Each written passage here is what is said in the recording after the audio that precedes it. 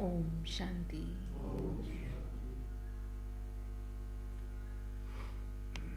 आज 13 अप्रैल प्यारे बाप दादा के महावाक्य। आज बाबा ने कहा, मीठे बच्चे, आपस में अविनाशी ज्ञान रत्नों की लेन देन करके एक दो की पालना करो। क्या करना है?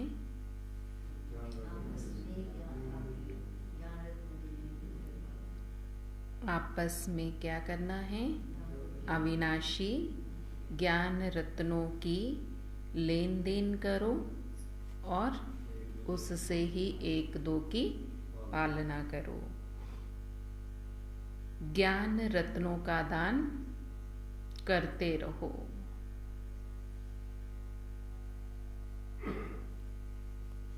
प्रश्न है, अपने आप को अपार खुशी में रखने का पुरुषार्थ क्या है? हम अपने आप को अपार खुशी में रखें तो बाबा पूछ रहे हैं, उसके लिए पुरुषार्थ क्या करना है? क्या पुरुषार्थ करें? बाबा को याद करना है। और हम खुशी में रहें, इसके लिए क्या पुरुषार्थ करना है?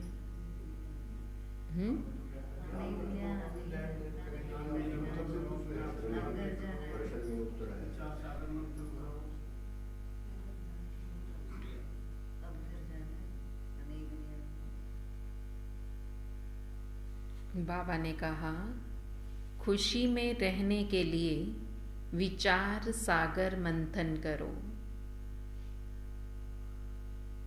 अपने आप से बातें करना सीखो। क्या करना है? विचार सागर मंथन करना है, माना अपने आप से बातें करना सीखो। कैसे करेंगे? जो भी ज्ञान सुनते हैं, जो भी हम में अच्छा लगता है, उसका अंदर ही अंदर चिंतन करना, माना मन में अपने आप से बोलना ना। तो बाबा कहते हैं अपने आप से बातें करना सीखो। आपने अगर कर्म भोग आता है तो खुशी में रहने के लिए विचार करो।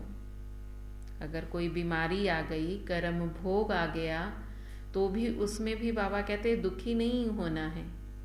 तो भी खुश रहने के लिए बाबा कहते हैं अपने आप में ही विचार करो। क्या विचार करें? अगर कोई बीमारी आ गई है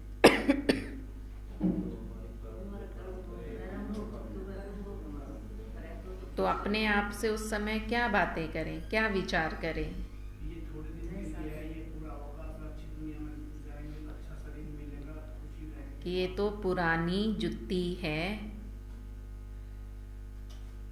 क्या विचार करना है? यह तो पुरानी जुत्ती है। हम तो 21 जन्मों के लिए निरोगी काया वाले बन रहे हैं। अपने आप में विचार करना है, ये पुरानी जुत्ती है और हम 21 जन्मों के लिए निरोगी काया वाले बन रहे हैं। जन्म जन्मांतर के लिए हमारा ये कर्म भोग समाप्त हो रहा है।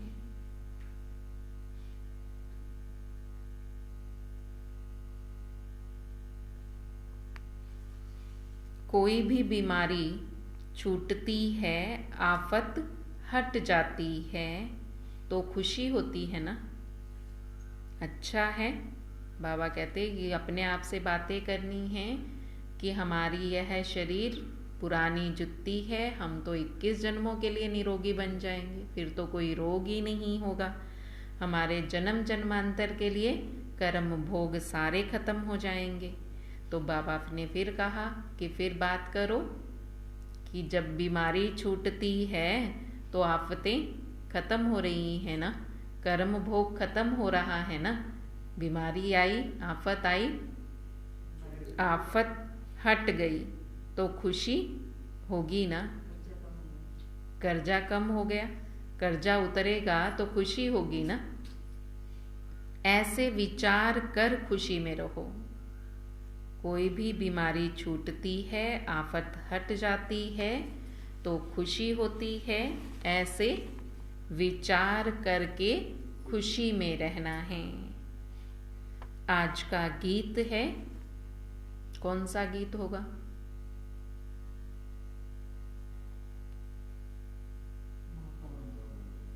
माता ओ माता तू है सबकी भाग्य विधाता। ओम शांति। यह है माताओं की महिमा। वंदे मातरम। हे माता, तुम शिव बाबा के भंडारे से सबकी पालना करती हो। किस प्रकार की पालना?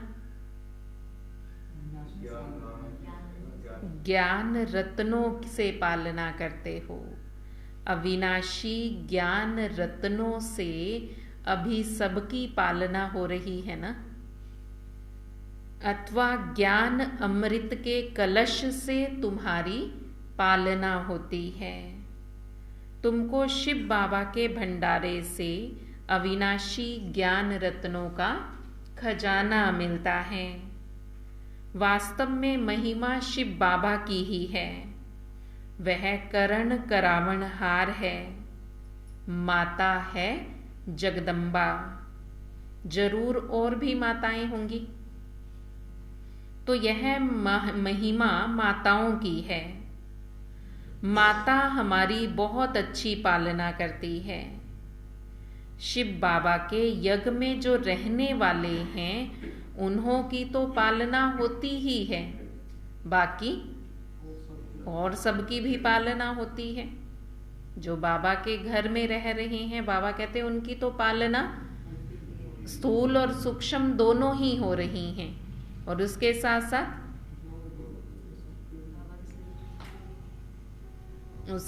साथ बाबा कहते सारी दुनिया की ज्ञान रत्नों से पालना हो रही है।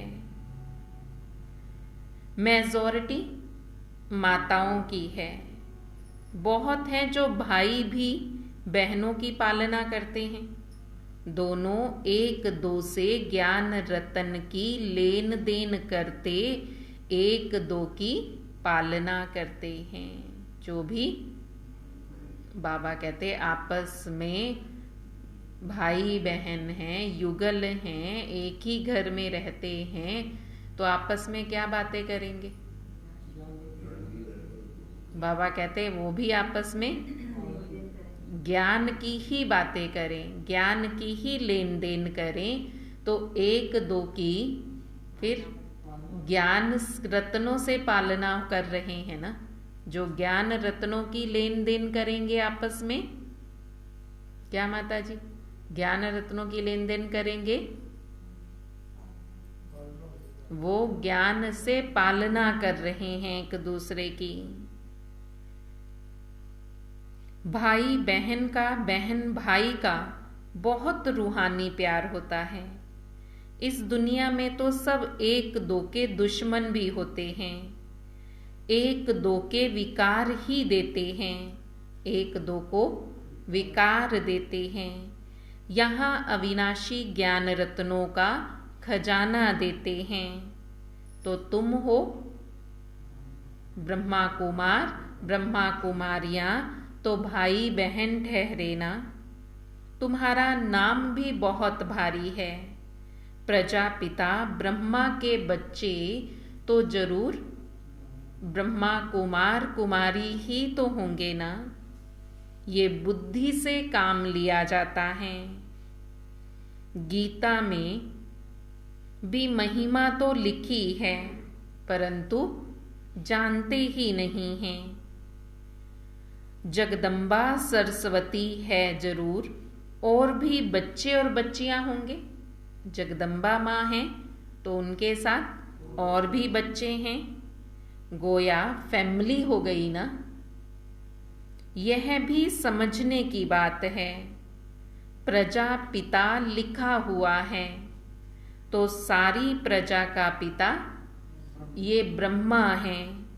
हम सब ब्रह्मा के बच्चे, ब्रह्मा कुमार, ब्रह्मा कुमारियां हैं। तो जरूर कोई समय ब्रह्मा ने आकर के प्रजा रची, तब तो उसके बच्चे कहलाए ना। अब प्रजापिता भी है, प्रजापिता ब्रह्मा भी है, तो वो सृष्टि रचेंगे तब ही तो उसके बच्चे ब्रह्मा कुमार कुमारी कहलाएंगे।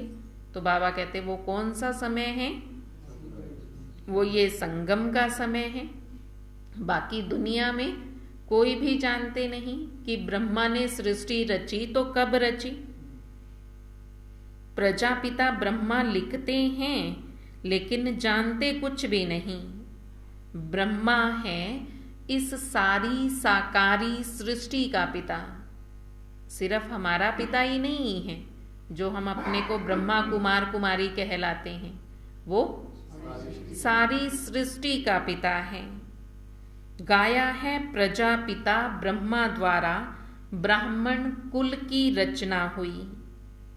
आदि सनातन देवी देवता धर्म की स्थापना हुई।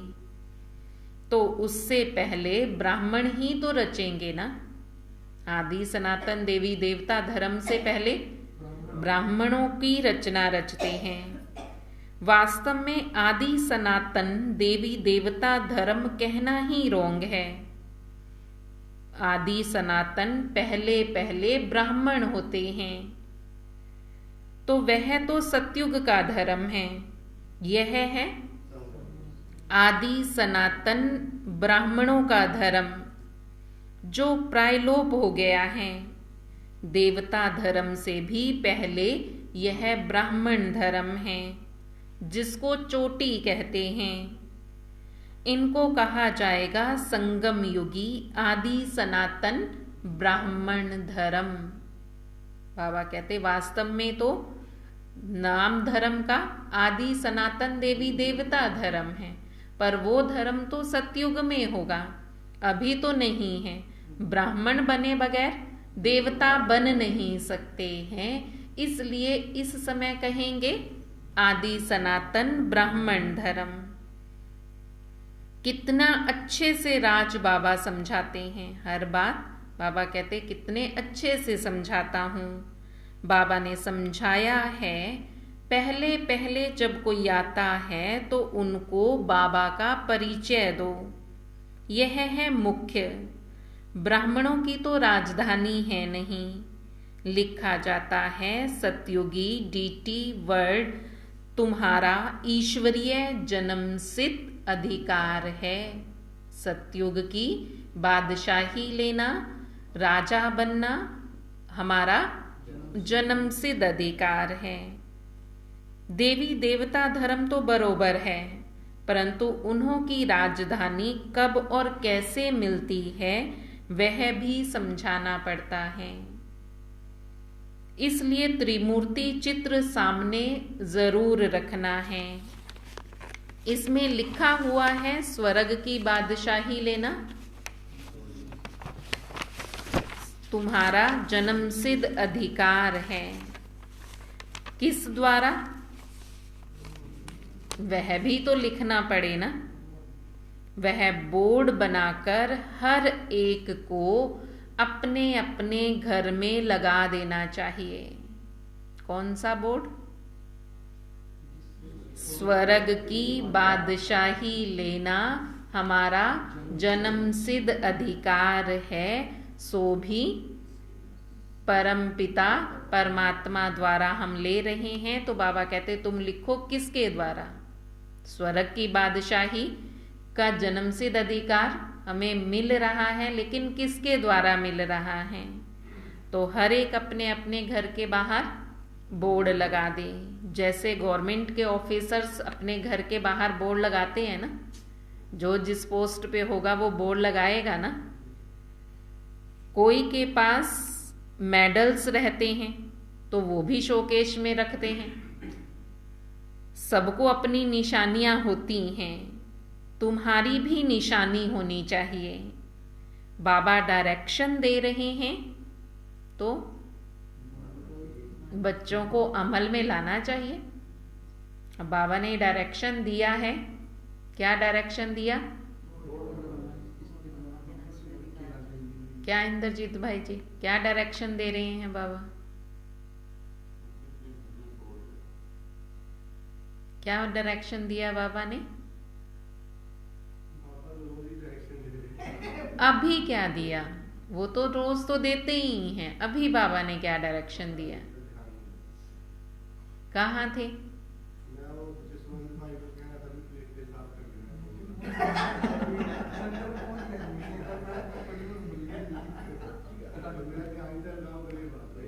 तो बाबा कहते, बाबा डायरेक्शन देते हैं और अमल में लाना तो बच्चों का काम है।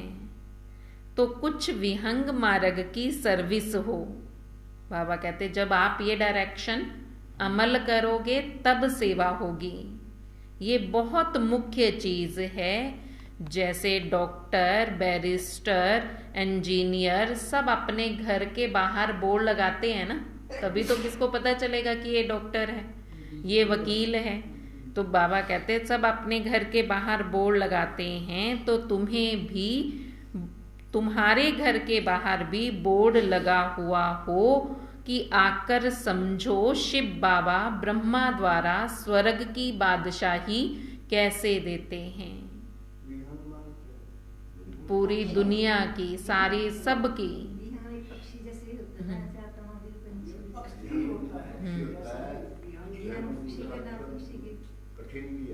बाबा ने कहा सबकी सेवा हो सके, सबको ज्ञान मिल सके, सबको पता चल सके कि बाबा आया हुआ है।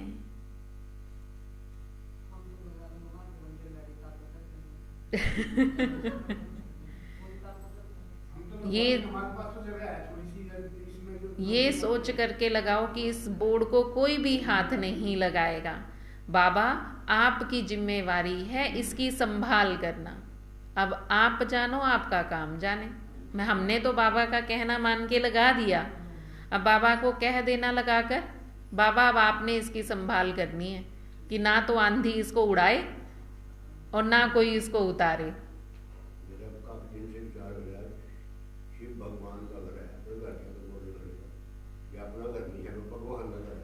तुम्हारा बोर्ड लगा हुआ हो कि आकर समझो शिव बाबा ब्रह्मा द्वारा स्वर्ग की बादशाही कैसे दे रहे हैं।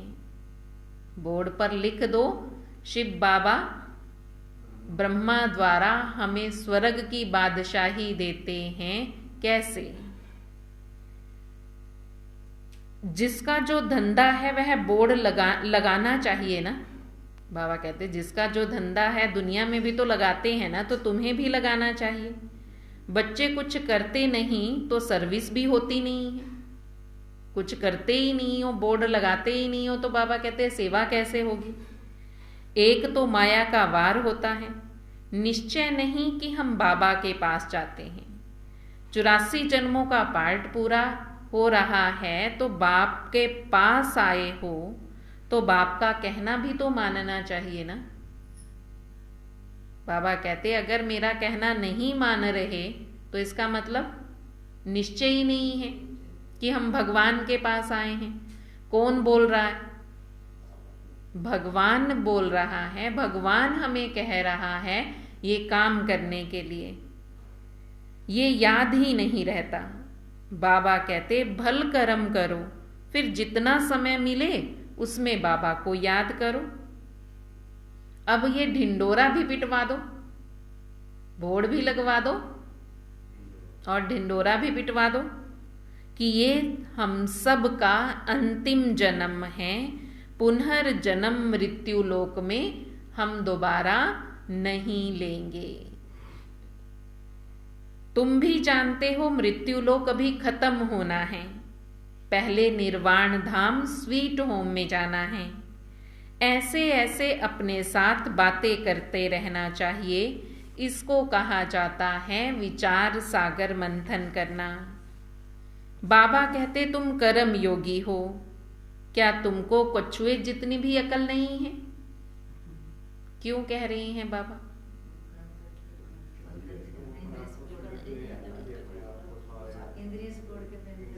जब उसको काम करना है तो वो कर्म इंद्रियों से काम करता है, जब नहीं करना तो अंतर्मुखी हो जाता है, समेट कर बैठ जाता है। ऐसे ही बाबा भी कह रहे हैं कि तुम्हें कछुए जैसी अकल भी नहीं है। क्यों? कि जब कर्म करना हो तब कर्म करो, और जब कर्म पूरा हो जाए तो बाबा की याद में बैठ जाओ। वह भी शरीर निर्वाह अर्थ काम आदि कर, घास आदि खाकर कर्म इंद्रियों को समेट शांति में बैठ जाते हैं। तुम बच्चों को तो बाप की याद में रहना है, स्वदर्शन चक्र फिराना है। अपने को मास्टर बीज रूप समझना है। बीज में झाड़ का सारा ज्ञान है। इनकी उत्पत्ति कैसे होती है, पालना कैसे होती है, ये भी तुम अच्छी तरह से जान गए हो। ड्रामा का 84 का चक्र कैसे फिरता है। 84 के चक्र के लिए ही तो गोला बनाया जाता है। जो मनुष्यों को 84 जन्मों का ज्ञान आ जाए। बाबा ने समझाया है तुम सिर्फ 84 जन्म लेते हो, वो भी वो लेते हैं जो आदि सनातन देवी देवता धर्म के होंगे, अर्थात जो ब्राह्मण से देवता बनते हैं उनके ही पूरे 84 जन्म होते हैं। तुम 84 जन्मों को जानते हो। तुम ब्रह्मा का दिन और ब्रह्मा की रात को भी जानते हो। इसमें 84 जन्म आ जाते हैं। तो त्रिमूर्ति का बोर्ड बनाकर लिखना चाहिए, स्वर्ग की बादशाही लेना तुम्हारा जन्म सिद्ध अधिकार है। लेना हो तो आकर लो, अब नहीं तो कभी नहीं। इस होवनहार महाभारत लड़ाई से पहले, होवनहार अभी लड़ाई महाभारत की लड़ाई से पहले अपना वर्षा आकर के ले लो। यह बोर्ड बनाना बहुत सहज है। चाहे त्रिमूर्ति का चित्र लगाओ या शिव का लगाओ, नाम परमपिता परमात्मा शिव ही लिखा हो। वह गीता का भगवान है। गीता में है राजयोग की बातें, इसलिए हम लिखते हैं दैवी स्वराज्य ईश्वरीय जन्म सिद्ध अधिकार है। यह है शिव बाबा और यह प्रजापिता ब्रह्मा, इन द्वारा वर्षा मिलता है। स्वर्ग में राजा रानी बनते हैं। राम शिव क्या देते हैं? स्वर्ग की बादशाही। और रावण क्या देता है? नरक की गदाई। ये भी तुम बच्चे जानते हो ना। आधा कल्प है राम राज्य और आधा कल्प है रावण राज्य। ऐसे नहीं परमात्मा ही दुख देते हैं। दुख देने वाला रावण 5 विकार हैं जो ही विशेष बनाते हैं। सतयुग है शिवालय, वाइसलेस बन जाते हो। अभी वाइसलेस निर्विकारी बनते हैं तो सतयुग में शिवालय में वाइसलेस रहते हैं।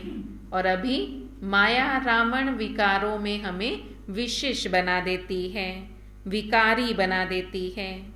बच्चों को भिन्न भिन्न प्रकार की समझानी रोज मिलती है, तो खुशी में रहना चाहिए। तुम जानते हो शिव बाबा हमें पढ़ाते हैं। ऐसे नहीं कि साकार को याद करना है।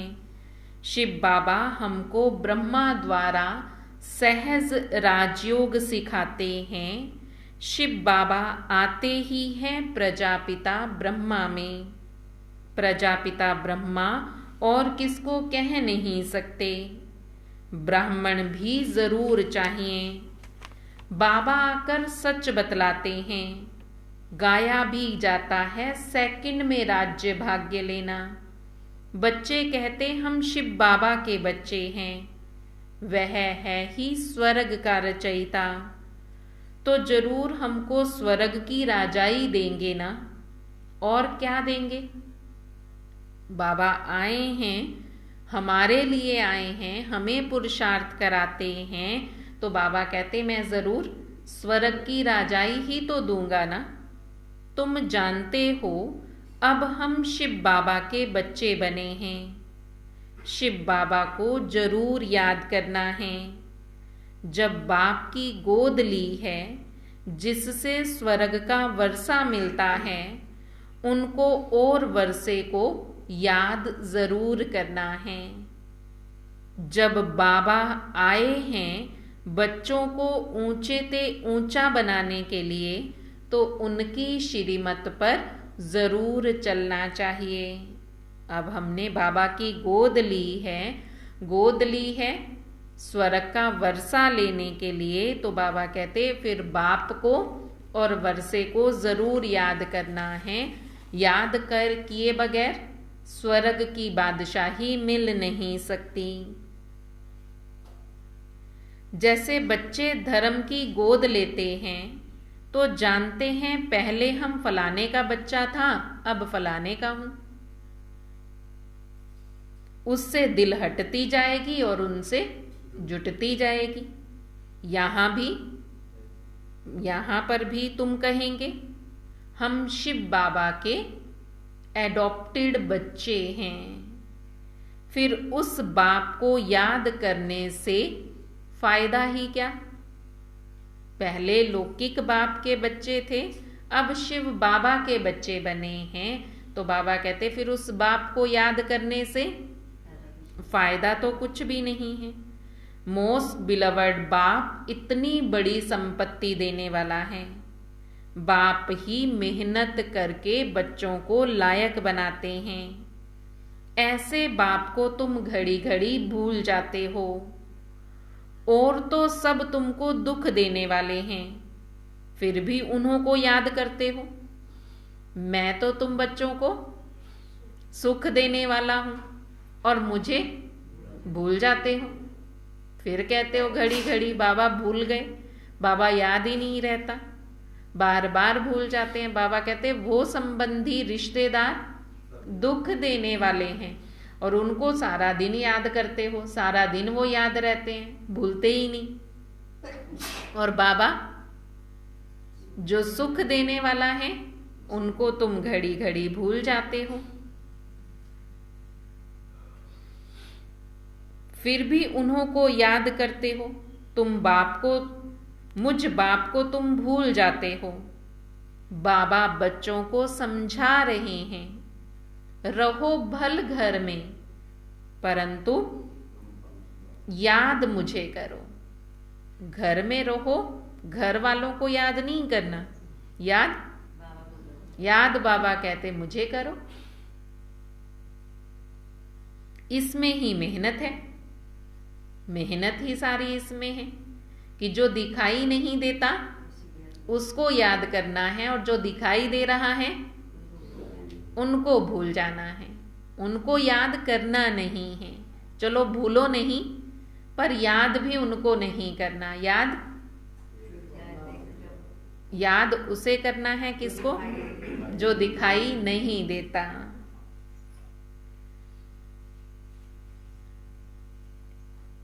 तब ही तुम्हारे पाप नाश होंगे। यह तो सारा कब्रिस्तान बनना है। बच्चे मेरे बने हो तो मुझे ही याद करो, तब तुम विश्व का मालिक बनेंगे। तुम जानते हो बाबा के बने हैं, फिर स्वर्ग के मालिक भी हम जरूर बनेंगे। बाबा के बच्चे अब बने हैं तो फिर स्वर्ग के भी मालिक जरूर बनेंगे। खुशी का पारा चढ़ा रहना चाहिए। यह भी जानते हो ये पुराना शरीर है, कर्म भोग भोगना पड़ता है। बाबा मम्मा भी खुशी से कर्म भोग भोगते हैं। फिर भविष्य 21 जन्मों का सुख कितना भारी है। यह तो पुरानी जुत्ती है। अभी कर्म भोग भोगते रहेंगे तो फिर 21 जन्मों के लिए इससे छूट जाएंगे। जो भी कर्म भोग रहा हुआ है तो वो अभी यहाँ खुशी खुशी से चुकतू कर लें, फिर उसके बाद 21 जन्मों के लिए कोई कर्म भोग नहीं होगा, अर्थात कोई बीमारी नहीं होगी। बीमारियों से छूटते जाएंगे तो खुशी होती है। कोई आफत आती है और फिर हट जाती है तो खुशी होती है ना। दुनिया में भी कोई आफतें आ गई और आफत आने के बाद वो खत्म हुई, कोई समस्या आई और फटाफट से खत्म हो गई तो खुशी होगी ना। कर्ज उतरेगा तो खुशी होगी ना। तो ये आत्मा पर जो कर्ज चढ़ा हुआ है ये कर्म भोग से ही उतरेगा। और जब भी कर्म भोग आए तो बाबा कहते दुखी और परेशान नहीं होना। मनुष्य क्या करते हैं दुनिया में, खुद तो दुखी होते हैं बीमारी के कारण, अपने साथ वालों को भी दुखी कर देते हैं, उनको भी परेशान करते हैं। तो इसलिए बाबा समझा रहे हैं कि कर्म भोग आएगा, लेकिन ना खुद परेशान होना है ना औरों को परेशान करना है। क्योंकि ये कर्म भोग किस लिए आया, चुकतू होने के लिए। आप हमारे जो पाप हैं उनको खत्म करने के लिए। तो बाबा कहते और ही खुशी होनी चाहिए कि हमारे जल्दी जल्दी सारे पाप नाश हो रहे हैं। क्योंकि तुम जानते हो इसी से ही हमारी जन्म जन्मांतर की आफतें खत्म होंगी। अभी हम बाबा के पास आए हैं, बाबा हमारे सब दुख दूर करते हैं, परंतु उसके लिए कहते हैं मुझे याद करो। यह सब विचार सागर मंथन करने की पॉइंट्स हैं। बाबा राय तो बहुत देते हैं, ऐसे ऐसे अपने आप से बातें करो, परंतु राय माने भी तो ना। बाबा ने तो सारी बातें बता दी हैं कि क्या क्या करो, ऐसे ऐसे करो, याद नहीं रहता तो ये करो, नहीं टिकती याद तो ये करो, सब कुछ समझा दिया। सेवा करने के लिए भी समझा दिया कि हम कहते हैं ज्ञान नहीं सुना सकते, तो बाबा ने भी उसकी भी युक्तियां बता दी कि नहीं सुना सकते तो घर के बाहर बोर्ड लगा दो, ऐसे ऐसे लिख दो ताकि सेवा हो जाए। तो बाबा कहते बाबा तो राय दे देते हैं, पर अमल में भी तो लाना चाहिए ना। जब बाप की राय पर चलेंगे तो खुशी का पारा चढ़ेगा। यह भी तुम जानते हो ये हमारा पुराना शरीर है। अब पुराने शरीर में कर्म भोग चुकतू होता है। ऐसे ऐसे अपने साथ बातें करते रहो। अब हमारे 84 जन्मों का चक्र पूरा हुआ। अब बाबा के पास जाते हैं, फिर बाबा से वर्षा पाएंगे, साक्षात्कार भी करते हैं। जैसे मम्मा को कोई साक्षात्कार नहीं हुआ, लेकिन बाबा को सब साक्षात्कार हुए, विनाश का भी तो स्थापना का भी। इनको भविष्य का साक्षात्कार भी एक्यूरेट हुआ, परंतु पहले ये समझ में नहीं आता कि हम ही ये विष्णु बनेंगे।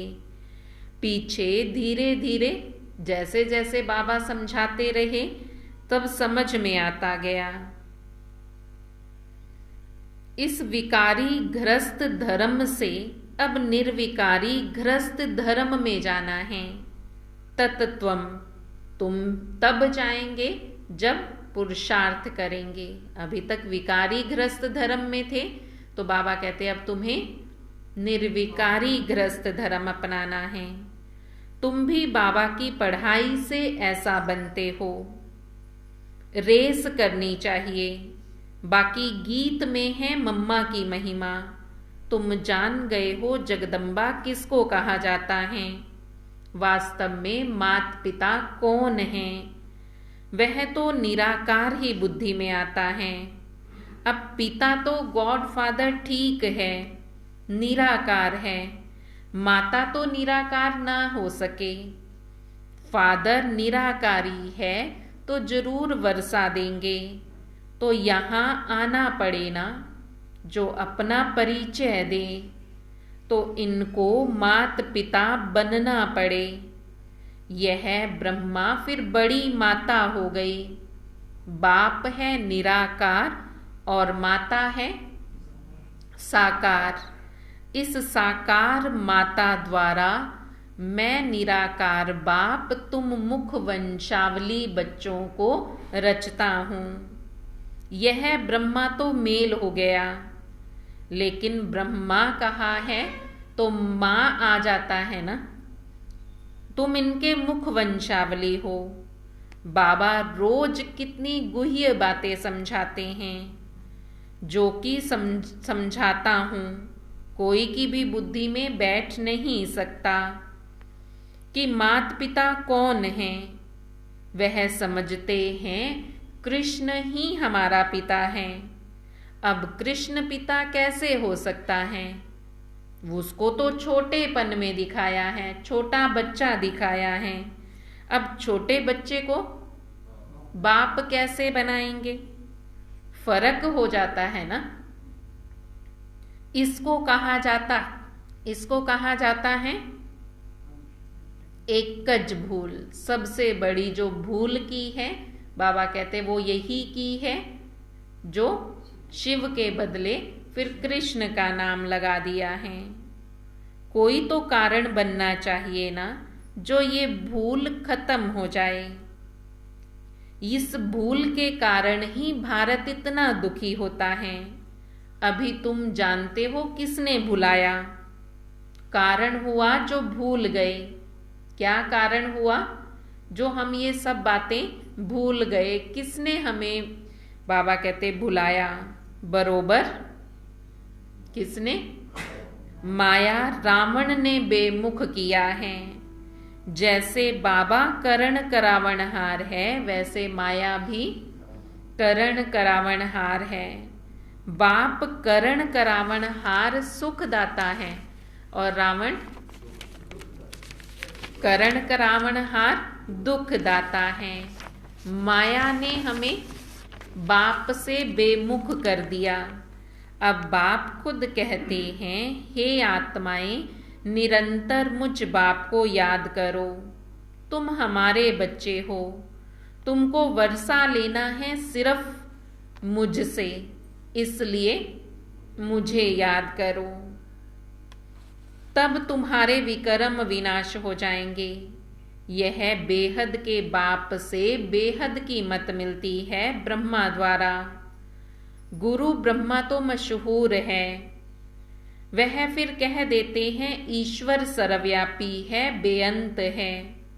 आगे हम भी समझते थे कि ये ठीक कहते हैं, अभी समझते हैं कि यह तो रावण माया ने कहलवाया है। एक तरफ कहते नाम रूप से न्यारा है और फिर दूसरी तरफ कहते सर्वव्यापी है। दोनों बातें इकट्ठी तो हो नहीं सकती। एक तरफ कहा नाम रूप से न्यारा है, ना उसका कोई नाम है ना रूप है। दूसरी तरफ सर्वव्यापी है, माना सब में है। अब सब में है तो सबका नाम भी है और रूप भी है। तो बाबा इसलिए समझा रहे हैं कि दोनों बातें इकट्ठी तो हो नहीं सकते। बस गुरु जी ने जो कहा सो मान लेते हैं, अपनी बुद्धि तो चलाते ही नहीं। इसलिए बाबा कहते माया ने सबकी बुद्धि को गोदरेज का ताला लगा दिया है। क्यों कहते हैं, कोई गलत काम कर रहा होता है तो उसको कहते हैं ना तेरी बुद्धि को ताला लग गया क्या, तुझे समझ में नहीं आई। तो बाबा भी कहते कि अब दोनों बातें इकट्ठी कर रहे हैं तो बुद्धि को ताला लगा हुआ है ना, बुद्धि बंद हो गई है तब तो समझ में नहीं आ रही है। इसलिए बाबा कहते फिर मुझे आकर सबकी बुद्धि का ताला खोलना पड़ता है। आगे हम भी समझते थे कि ये सारी बातें ठीक हैं, पहले तो हम भी यही समझते थे कि यही सारी बातें ठीक हैं।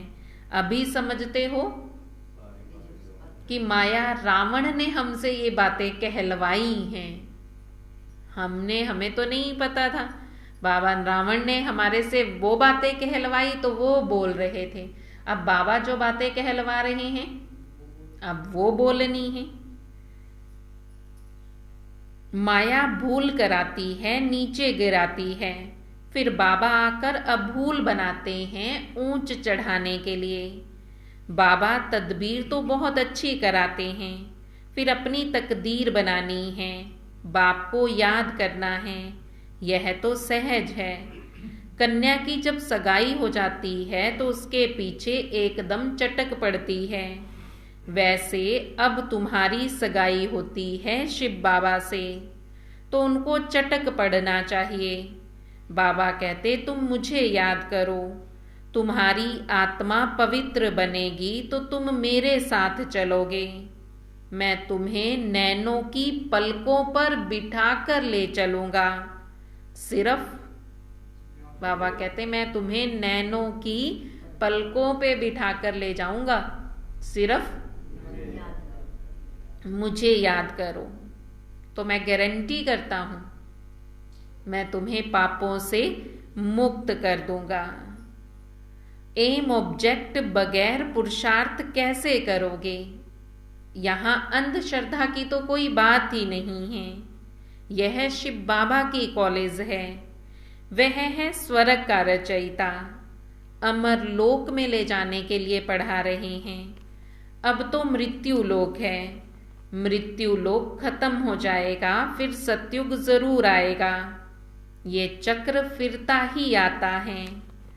अच्छा, मीठे मीठे सिकी लदे बच्चों प्रति माता पिता बाप दादा का याद प्यार और गुड मॉर्निंग।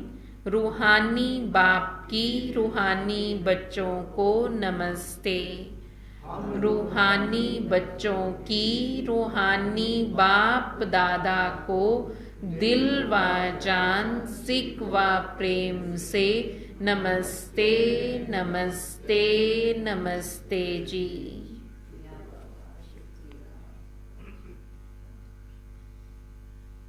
धारणा के लिए मुख्य सार है कछुए मिसल सब कर्म इंद्रियों को समेत बाप और वर्षे को याद करना है।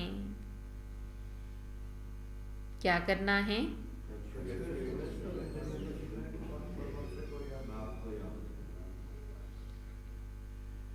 कर्म योगी बनना है।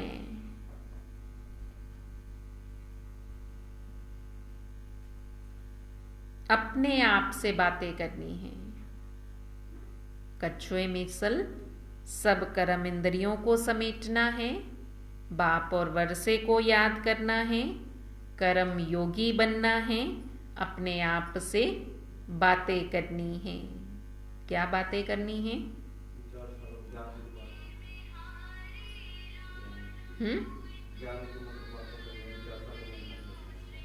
वही पूछ रहे हैं बाबा, क्या बातें करनी है?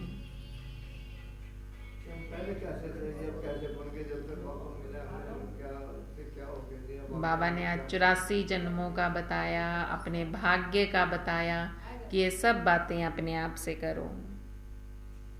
आपस में ज्ञान रत्नों की लेन देन कर एक दो की पालना करनी है। आपस में क्या करना है? एक दो से ज्ञान रत्नों की बातें करनी है, ज्ञान रत्नों की लेन देन करनी है। क्या बातें करें आपस में? ज्ञान की ही। जब भी मिलते हो बाबा कहते हैं एक दूसरे से तुम्हारे घर में कौन कैसा है, बहू कैसी है, सास कैसी है, बेटा कैसा है, ये बातें नहीं करनी। जब भी मिलो क्या बातें करनी है कृष्ण भाई जी? ज्ञान की ही बातें करनी है, यही लेन देन करनी है। हाँ, आज मुरली में बाबा ने क्या क्या बातें कही।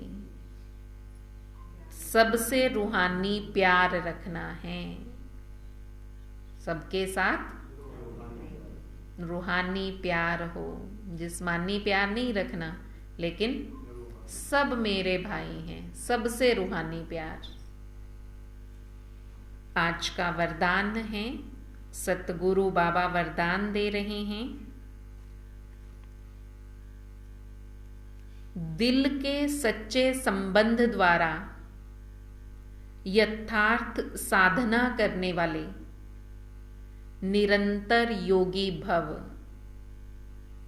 दिल के सच्चे संबंध द्वारा यथार्थ साधना करने वाले निरंतर योगी भव। निरंतर योगी वो हैं जो दिल से बाबा के साथ सच्चा संबंध रखते हैं और सही रीति से बाबा को याद करते हैं। इसलिए बाबा ने क्या वरदान दिया? क्या इंद्रजीत भाई जी, क्या वरदान दे रहे हैं बाबा?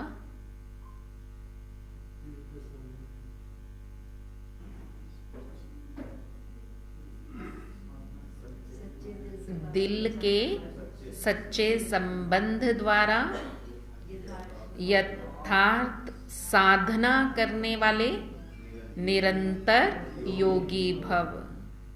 साधना अर्थात शक्तिशाली याद, बाप के साथ दिल का सच्चा संबंध। जैसे योग में शरीर से एकाग्र होकर बैठते हो, ऐसे ही दिल मन बुद्धि सब एक बाप की तरफ, बाप के साथ साथ बैठ जाए, यही है यथार्थ साधना। साधना बाबा कहते किसको कहा जाता है? शक्तिशाली याद को। तो जैसे हम जब याद करने बैठते हैं तो शरीर को एकाग्र करते हैं, शरीर की एकाग्रता से फिर दिल की एकाग्रता को मजबूती मिलती है। तो मन हमारा एकाग्र है या नहीं ये तो हमें पता है ना, हमें तो शरीर दिखाई दे रहा है कि आप बिल्कुल ठीक बैठे हो, ना पीछे देख रहे हो ना आगे देख रहे हो, बस बाबा को देख रहे हो। कौन आ रहा है, कौन जा रहा है, कौन क्या कर रहा है, किससे बात कर रहा है, किससे बात नहीं कर रहा है, हम ये सब बातें देखते हैं तो हमें ये लगता है कि ये बिल्कुल ठीक बैठा है, परंतु ये शरीर एकाग्र बैठा है। बाबा कह रहे हैं कि मन को भी चेक करो। मन को तो हम खुद हर एक चेक कर सकते हैं, वो तो हमें नहीं दिखाई देगा ना कि आपका मन कैसे बैठा है। शरीर की बैठक से ही तो पता चलेगा ना। अब हम टोकते हैं, किसको टोकते हैं? जब हमें लगता है कि ये सुन नहीं रहा, शरीर की बैठक से पता चल रहा है ना कि ये नहीं सुन रहा, तो फिर उसको कहेंगे। अब मन से आप सुन रहे हो या नहीं सुन रहे हो ये तो आपको पता है, वो तो नहीं हम जान सकते ना। इसलिए बाबा कहते कि जैसे शरीर को एकाग्र करके बैठते हो, ऐसे ही अब दिल मन बुद्धि सब एक बाबा की तरफ लगा रहे, साथ साथ बैठ जाए, यही यथार्थ साधना है। अगर ऐसी साधना नहीं तो फिर आराधना चलती है। मतलब फिर बाबा से कुछ ना कुछ कहते ही रहेंगे। दुनिया में भक्ति में जो करते हैं, भगवान सुख दे दो, हे भगवान शांति दे दो, हे भगवान बच्चों को पास कर दो, हे भगवान सब कुछ ठीक कर दो, पति का काम ठीक कर दो, उसकी बीमारी ठीक कर दो, ये कर दो। फिर आराधनाएं ही करते रहेंगे अगर बाबा में दिल नहीं लगेगा। कभी याद करते हैं और कभी फरियाद करते हैं। वास्तव में याद में फरियाद की जरूरत ही नहीं है। जिसका दिल से बाबा के साथ संबंध है वो निरंतर योगी बन जाता है।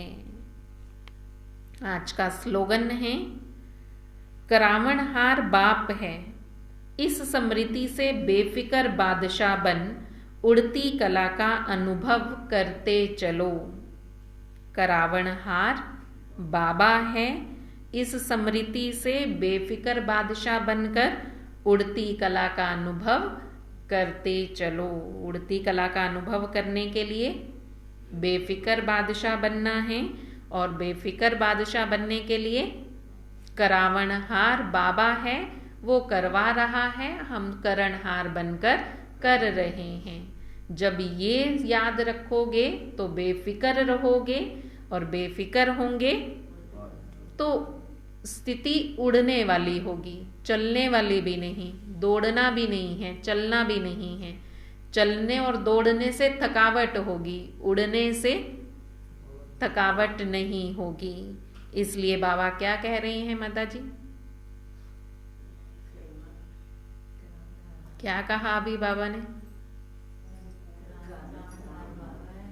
करावनहार बाबा करा रहा है, इस स्मृति में रहो तो बेफिक्र बादशाह बनकर उड़ती कला का अनुभव करेंगे। ओम शांति।